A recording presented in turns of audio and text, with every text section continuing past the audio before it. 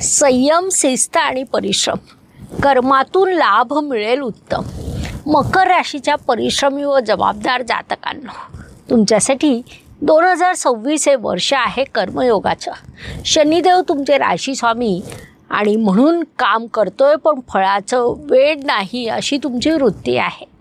राशी स्वामी शनिदेव तुम्हाला सांगत आहेत, परिश्रमाचं रूपांतर फळांमध्ये होणार आहे. फक्त स्वप्न ओंजळीत जपून ठेवा. तुम्ही चालतात ती वाट कठीण आहे, पण आता रस्ता उघडणार आहे. शिखरावर पोहोचण्यासाठी शांततेने चालणं आवश्यक आहे. 2026 हे नववर्ष तुमच्यासाठी केलेल्या कर्तव्याच्या फळाचं आहे. नमस्कार, मी ॲस्ट्रोगुरू डॉक्टर ज्योती जोशी आपल्या सर्वांचं मनपूर्वक स्वागत करते. सर्वप्रथम तुम्हाला येणाऱ्या 2026 या इंग्रजी नववर्षाच्या हार्दिक शुभेच्छा. हे नववर्ष तुमच्यासाठी कसं राहील ते आपण समजून घेत आहोत. त्यामध्ये आज आपण मकर राशीच्या वार्षिक राशी भविष्याचं विश्लेषण करणार आहोत. सोबतच या नववर्षातील शुभ काळ, करावयाचे विशेष उपाय मी तुम्हाला व्हिडिओच्या शेवटी सांगणार आहे, म्हणून व्हिडिओला शेवटपर्यंत नक्की बघा. तसंच व्हिडिओला शेअर करायला विसरू नका, जेणेकरून ही माहिती इतरांपर्यंत पोहोचू शकेल.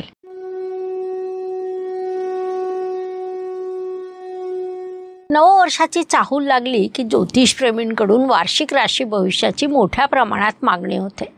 येणारं नववर्ष आपल्यासाठी कसं राहील, वर्षातील कोणता काळ शुभ आहे, कोणत्या काळात सावध राहायला हवं, अशा अनेक गोष्टी समजून घेण्यासाठी सर्वजण उत्सुक असतात. आपणही दरवर्षी वार्षिक राशी भविष्यातून या गोष्टींचं विश्लेषण करत असतो. त्यानुसार आजच्या भागात आपण सर्वप्रथम मकर राशीविषयी थोडक्यात समजून घेऊया. आपल्या वागण्याने शत्रूलाही प्रभावित करणाऱ्या लोकांची रास म्हणून मकर राशीची ओळख आहे. मकर राशीचे जातक हे मुळात उग्र स्वभावाचे असतात. त्यांच्यामध्ये भांडखोर वृत्ती मोठ्या प्रमाणात आढळून येते. त्यांना राग एकदम येत नाही. रागाचा पारा हळूहळू चढतो, त्याच पद्धतीने उतरून शांत होतो.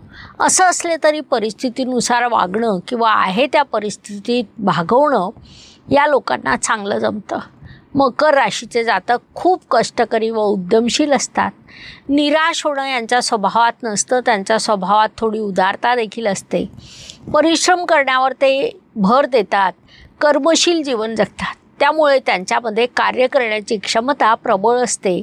हेच मकर राशीच्या जातकांचं मुख्य वैशिष्ट्य असतं. या गुणवैशिष्ट्यांमुळे शत्रू देखील त्यांच्यापासून प्रभावित असतात. कर्मशील स्वभावामुळे ते समाजात उचित मानसन्मान प्राप्त करतात. मकर राशीच्या जातकांची युवावस्था खूप संघर्षशील असते. उतार वयात मात्र त्यांना सुखी समाधानी जीवन जगता येतं. 30 वर्षानंतर या व्यक्तींचा भाग्योदय होतो.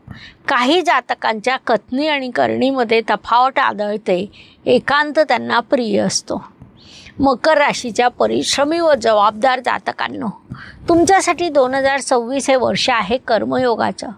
शनिदेव तुमचे राशी स्वामी आहेत, म्हणून काम करतोय पण फळांचं वेळ नाही अशी तुमची वृत्ती आहे. राशी स्वामी शनिदेव तुम्हाला सांगत आहेत की परिश्रमाचं रूपांतर फळांमध्ये होणार आहे. फक्त स्वप्न ओंजळीत जपून ठेवा. तुम्ही चालतात ती वाट कठीण आहे, पण आता रस्ता उघडणार आहे. शिखरावर पोहोचण्यासाठी शांततेने चालणं आवश्यक आहे. 2026 हे नववर्ष तुमच्यासाठी केलेल्या कर्तव्याच्या फळाचं आहे. शनिदेव तुमचे मार्गदर्शक आहेत. त्यामुळे संयम आणि चिकाटी हीच तुमची ताकद आहे. शिखर गाठायचं असेल तर रस्ता खडतर असतो, पण त्याच्या प्रत्येक पायरीवर ज्ञान मिळतं. ते तुम्ही आत्मसात करा. तुमची मकर रास म्हणजे संयम, शिस्त आणि जबाबदारीचं दुसरं नाव आहे. तुम्ही कमी असता, पण प्रामाणिकपणा हीच तुमची ताकद आहे. एकदा काम सुरू केलं की ते पूर्ण केल्याशिवाय तुम्ही शांत बसत नाही. 2026 या नववर्षात तुम्ही शिकणार आहात की स्वतःवर विश्वास ठेवणं हा कर्माचाच एक भाग आहे. तुमचे राशी स्वामी शनिदेव तृतीय स्थानात म्हणजे मीन राशीत विराजमान आहे. संपूर्ण वर्षभर तिथे राहणार आहेत. शनिदेवांना पत्रिकेतील तृतीय हे उपचय स्थान मानवतं, आवडतं. किंबहुना पत्रिकेतील एकूण 12 स्थानापैकी शनिदेव जर सर्वात जास्त शुभ फळं कुठल्या स्थानात देत असतील तर ते तृतीय स्थानात देतात. का माहिती आहे? चला आज सांगून टाकते. तृतीय स्थानात येण्याच्या आधी 7.5 वर्ष त्यांनी तुमची परीक्षा घेतलेली असते. 7.5 वर्षाची 7.5 संपवून शनिदेव जेव्हा तृतीय स्थानात येतात तेव्हा ते विचार करतात की खूप खूप झालं, आता आपण मकर राशीला थोडा सकारात्मक काळ देऊया. बाणांच्या शय्येवर झोपलेले पितामह भीष्म म्हणाले होते, कर्तव्य पूर्ण केल्यावर परिणामांची चिंता करू नये, कारण परिणाम हे ईश्वराचं क्षेत्र आहे. मकर रास ही भीष्मांचं प्रतीक आहे. त्यानुसार आपलं कर्तव्य पूर्ण करणं हा तुमचा मूळ स्वभाव आहे. तुमच्या मनात भावनांचा महासागर असतो. 2026मध्ये तुम्हाला कर्तव्य गौरवाकडे नेणार आहे, ही बाब लक्षात घ्या. 2026 या नववर्षात घडणाऱ्या मोठ्या व विशेष घटनांचा विचार केला असता या नववर्षात सर्व ग्रह राशी परिवर्तन करणार आहेत. केवळ तुमचे राशीस्वामी शनिदेव स्थिर राहतील. हीच या वर्षातील पहिली सर्वात महत्त्वाची घटना सांगता येईल. शनिदेव स्थिर राहून तुम्हाला थेट प्रभाव देणार आहे, म्हणून संपूर्ण वर्षभर ते तुमच्यासाठी सकारात्मक प्रभाव देणार आहेत. दुसरी महत्त्वाची घटना म्हणजे गुरुदेव, जे एरवी एका राशीत 12 ते 13 महिने विराजमान असतात, ते चक्क 3 वेळा राशी परिवर्तन करणार आहेत. वर्षाच्या सुरुवातीला गुरुदेव मिथुन राशीत म्हणजे तुमच्या 6ष्ठ स्थानात विराजमान आहे. पत्रिकेतील 6ष्ठ हे उपचय स्थान असल्यामुळे ते गुरुदेवांना फारसं मानवत नाही. तसंच येथे गुरुदेवांच्या शत्रुग्रहाची रास येते. अर्थात या काळात तुम्हाला अधिक परिश्रम करावे लागतील, सोबतच आरोग्य देखील सांभाळावं लागेल. स्पर्धेसाठी अतिरिक्त तयारी करावी लागेल. हेच गुरुदेव 2 जून रोजी राशी परिवर्तन करून कर्क राशीत म्हणजे तुमच्या 7म स्थानात प्रवेश करतील. महत्त्वाची बाब म्हणजे तिथे ते उच्चीचे होतील, त्यामुळे साहजिकच तो तुमच्यासाठी एक सुवर्ण काळ असेल. नाती, संबंध, विवाह, भागीदारी या सर्व बाबतीत हा काळ सकारात्मक राहील. ज्यांच्या विवाहामध्ये विलंब झालेला असेल त्यांच्यासाठी हळूहळू शुभ काळ तयार होईल. हे वार्षिक राशी भविष्य ऐकणाऱ्यांमध्ये कुणी असे मकर जातक आहेत का की जे भागीदारीत व्यवसाय करतात? जर असतील तर त्यांनी कमेंट बॉक्समध्ये तसं अवश्य लिहावं, कारण तुमच्यासाठी अत्यंत आनंदाची बातमी आहे. या काळात तुम्हाला व्यावसायिक भागीदारीत प्रचंड यश मिळेल. पत्रिकेतील 7म स्थानावरून व्यवसाय व व्यावसायिक भागीदार देखील बघितला जातो. त्यानुसार हा काळ व्यावसायिक भागीदारासोबत हात मिळवून चालण्याचा आणि यश मिळवण्याचा राहील. 31 ऑक्टोबर रोजी गुरुदेव पुन्हा राशी परिवर्तन करतील, तेव्हा ते सिंह राशीत म्हणजे तुमच्या 8म स्थानात जातील. तेव्हा थोडी गोंधळाची वेळ निर्माण होईल. त्यामुळे कुठल्याही महत्त्वपूर्ण गोष्टीची गोपनीयता राखा. भावनांवर नियंत्रण ठेवा हा सल्ला देण्यात येत आहे, कारण अंधार येतो तेव्हा प्रकाशाचं महत्त्व कळत असतं. हे लक्षात घ्या. या नववर्षात एक थोडासा वेगळा काळ येईल, तो म्हणजे तुमचे लाभेश मंगळदेव तुमच्या राशीत येतील. महत्त्वाची बाब म्हणजे तुमच्या राशीत येऊन ते उच्चीचे होतील. वर्षाच्या सुरुवातीला म्हणजे 16 जानेवारी ते 23 फेब्रुवारी या काळात मंगळदेव तुमच्या राशीत येऊन उच्चीचे होणार आहे. तुमच्यासाठी हा काळ पराक्रमाच्या इंधनासारखा राहील. जिथे बाकीचे लोक थांबतील तिथे तुम्ही पुढे जाल. त्यामुळे नवीन काम, नवीन प्रोजेक्ट, स्थलांतर यासाठी ही वेळ उत्तम म्हणता येईल. मात्र तुम्ही अतिउत्साह टाळायला हवा. आपल्याजवळ सदैव संयमाचं शस्त्र ठेवायला हवं. धन, कुटुंब, वाणी या दृष्टीने या नववर्षात तुम्हाला कर्मयोगाचं फळ मिळणार आहे.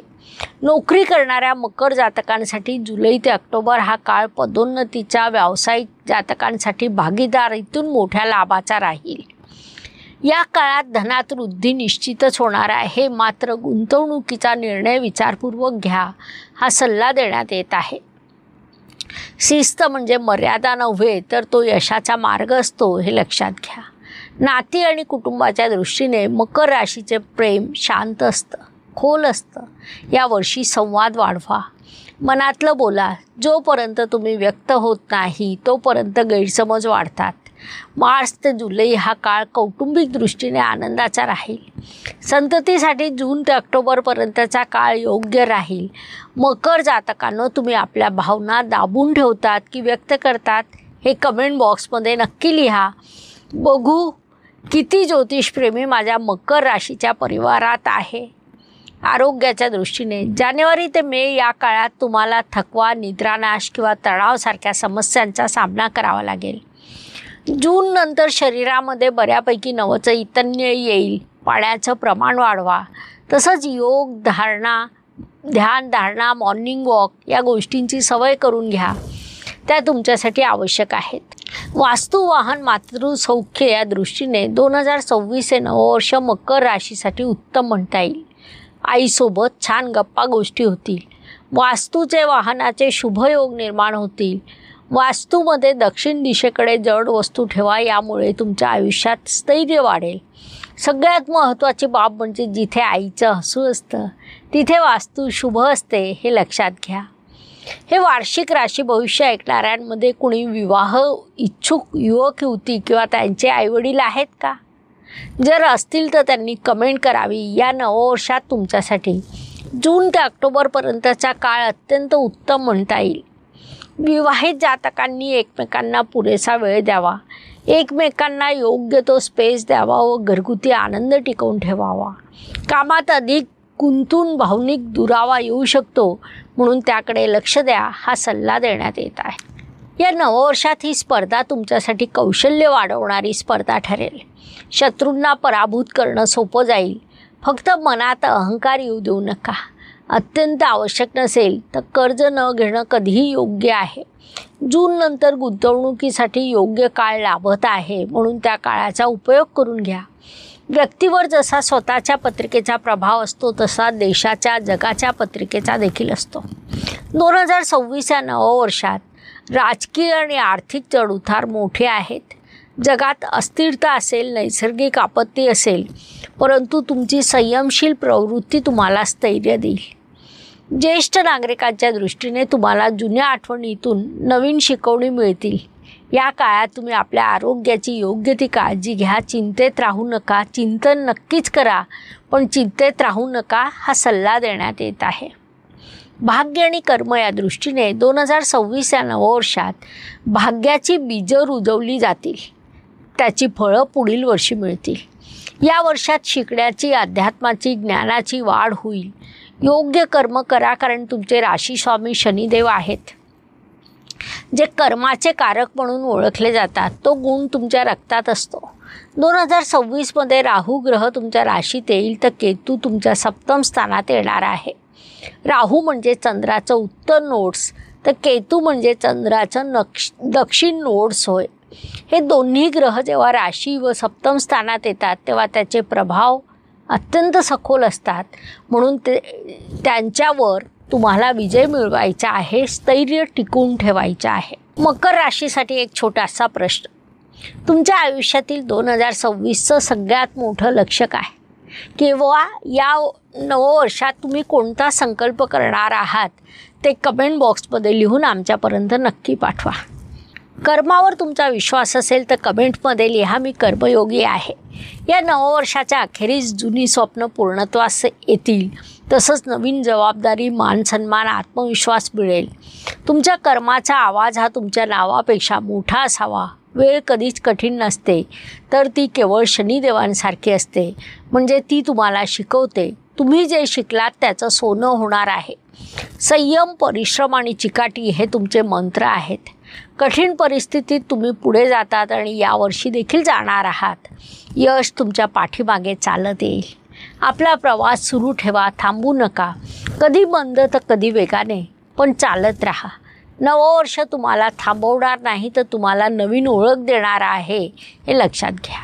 शुभ काळाच्या दृष्टीने मकर राशीच्या जातकांसाठी जानेवारी महिन्यातील 3रा व 4था आठवडा, जून महिन्यातील पहिला आठवडा, ऑगस्ट महिन्यातील शेवटचा आठवडा, सप्टेंबर महिन्यातील पहिला 15वाडा शुभ राहील. अशुभ काळाच्या दृष्टीने मार्च महिन्याचा शेवटचा आठवडा, एप्रिलचा पहिला आठवडा आणि डिसेंबर महिन्यातील 2रा आठवडा अशुभ राहील. हे शुभ अशुभ असे दोन्ही कालखंड लक्षात घेऊन नियोजन करा. आपण प्रत्येक महिन्याला आणि वर्षाला राशीनुसार उपाय सांगतो. मात्र 26 हे नववर्ष मुळातच वेगळं आहे. या वर्षात शनिदेव सोडून इतर 8 ग्रह राशी परिवर्तन करतील. प्रचंड मोठे बदल अपेक्षित आहेत. 2025 हे वर्ष आलं केव्हा गेलं केव्हा कळलं नाही. त्याहीपेक्षा 2026 हे वर्ष वेगात जाईल. यात अनेक घटनांचा भडीमार असेल. नैसर्गिक आणि कृत्रिम संकट असतील, म्हणून या काळात काही उपाय महत्त्वपूर्ण आहेत. 2026 हे वर्ष रवी ग्रहाच्या अखत्यारीत येईल, कारण यातील अंकांची बेरीज 10 येत असल्यामुळे सूर्याच्या सकारात्मकतेला थोडं अधिक वळण येतं. म्हणजे आत्मविश्वास हा ओव्हर कॉन्फिडन्समध्ये जातो, तर अधिकार हा मीच सर्व काही या मानसिकतेवर जातो. अंकशास्त्राचं सविस्तर विश्लेषण मी लवकरच तुम्हाला अंकाप्रमाणे राशी भविष्य सांगत असताना करणार आहे. उपायांचा विचार केला असता आपल्याला रवी म्हणजे 1, चंद्र म्हणजे 2, शुक्र म्हणजे 6 आणि शनी 8, 2 + 6 8 यांचा विचार करावा लागेल, कारण बोलताना आपण अनेक वेळा 26 असं बोलतो. ब्रेसलेट परिधान करणं एक चांगला उपाय आहे. त्यामध्ये तिहेरी संरक्षण ब्रेसलेटच्या बाबतीत सांगायचं झाल्यास, यामुळे शारीरिक आजार बरे होऊन उत्साह वाढतो. ट्रिपल प्रोटेक्शन म्हणजेच तिहेरी संरक्षण हे ब्रेसलेट परिधान केल्यावर आश्चर्यकारक अनुभव येत असल्याचा दावा केला जातो. हे ब्रेसलेट ध्यान, ऊर्जा, उपचार आणि मानसिक कार्य यासारख्या आध्यात्मिक पद्धतीमध्ये संरक्षण करायला मदत करतं. ते नकारात्मक ऊर्जा किंवा घटकांचा आपल्यात शिरकाव होऊ देत नाही. खोलवर झालेल्या भावनिक जखमा, आघात, दुःख ओळखून त्यातून बाहेर पडायला मदत करतं. तिहेरी संरक्षण हे ब्रेसलेट शारीरिक उपचार आणि चैतन्य वाढवण्यात योगदान देऊ शकतं. यातील हेमेटाईट हे स्टोन शरीरातील ऑक्सिजनची मात्रा वाढवत असल्याचं सांगितलं जातं. या ब्रेसलेटमध्ये असणारा टायगर आय स्टोन रोगप्रतिकार शक्ती वाढवतं.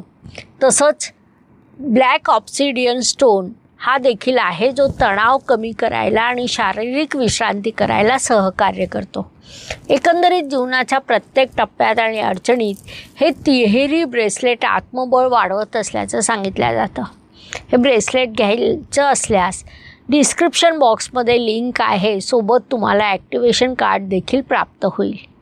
मकर राशीसाठी उपायांच्या दृष्टीने शनिदेव तुमचे राशीस्वामी आहेत. अंकशास्त्रानुसार 2 + 6 8 अंक येतो, जो शनिदेवांचा अंक आहे. त्यामुळे या काळात तुमच्या कर्माची परीक्षा वाढणार आहे. उपाय म्हणून शनिवारी काळे तीळ, तेल आणि काळ्या रंगाची वस्त्र दान करा. रविवारी सूर्यनमस्कार करून अहंकाराला दूर ठेवा. चंद्राच्या शांतीसाठी पाण्याजवळ ध्यान करा. कर्म करीत राहा, फळांचा विचार करू नका. याशिवाय तुम्ही ओम शम शनैश्चराय नमः या मंत्राचा 21 वेळा जाप करा. शुभ परिणाम प्राप्त होतील, म्हणून नक्की करा. अशा प्रकारे मकर राशीसाठी येणारं इंग्रजी नववर्ष कसं राहील हे समजून घेण्यासाठी एवढी माहिती पुरेशी आहे. आपण आता थांबूया. पुढील भागात पुढील राशीविषयी माहिती सविस्तर समजून घेणार आहोत. धन्यवाद. शुभम भवतु. जय ज्योतिष. नमस्कार. शास्त्राचा अभ्यास करण्यासाठी माझी मराठीतून 11, हिंदीतून 2 अशी पुस्तकं प्रकाशित झाली आहे. विशेष बाब म्हणजे मी स्वतः संशोधित केलेली ज्योती जोशी पद्धती अर्थात जे पद्धती या विषयावर स्वतंत्र ग्रंथ उपलब्ध आहे. त्याचा देखील लाभ घ्यावा. यूट्यूबची कार्यप्रणाली ही मुख्यतः लाईक, शेअर आणि सबस्क्राईबवर चालते. Please like, share and subscribe the channel. धन्यवाद. शुभम भवतु. जय ज्योतिष.